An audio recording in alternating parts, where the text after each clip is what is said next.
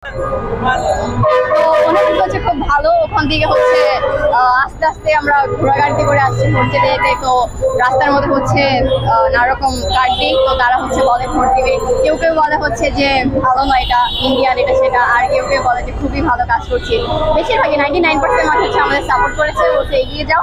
And হচ্ছে সবাই বলছে যে ভোট দিবে যারা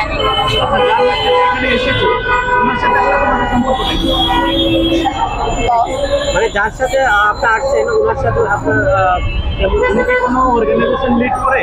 তোমরা কি সেই অর্গানাইজেশনের মেম্বার? জি জি জি, ওখান থেকে হচ্ছে। তুমি কোথায় পড়াশোনা করো? আমি কলেজে পড়াশোনা করি। কোথায় এটা? এটা হচ্ছে মিরপুর 11 রূপনগর মডেল স্কুল। ওই সময় বিরোধী ছাত্র আন্দোলনে তোমার অবদানটা কি ছিল? বলেন বলেন, শরম পাওয়া গেছে। বের হতে দেয়নি বাসা থেকে, অনুভূতি ভালো ছিল।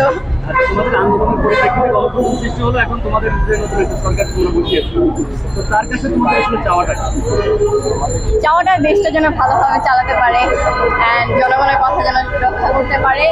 অ্যান্ড এইটাই না, পরিবর্তনগুলো আসছে, পরিবর্তনগুলো আসলে কতটুকু লক্ষণীয়, পজিটিভ নেগেটিভ?